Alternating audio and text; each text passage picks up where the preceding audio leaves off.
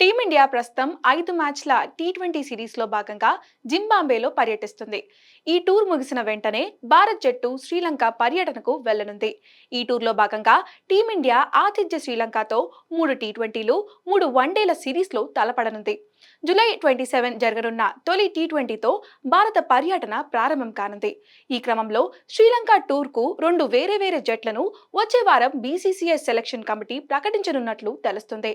ముఖ్యంగా లంకతో one day సిరీస్కు team India captain Rohit శర్మతో పాటు star క్రికెటర్లు విరాట్ కోహ్లీ, జస్ప్రీత్ బుమ్రాకు విశ్రాంతి ఇవ్వాలని బీసీసీఐ భావిస్తున్నట్లు సమాచారం.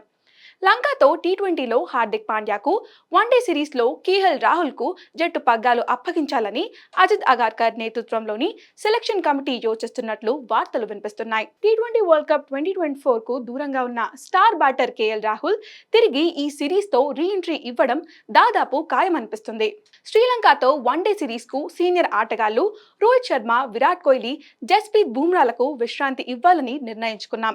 రాబోయే స్కెడ్యూల్ను దృష్టిలో పెట్టుకుని వీరికి రెస్ట్ ఇచ్చాము.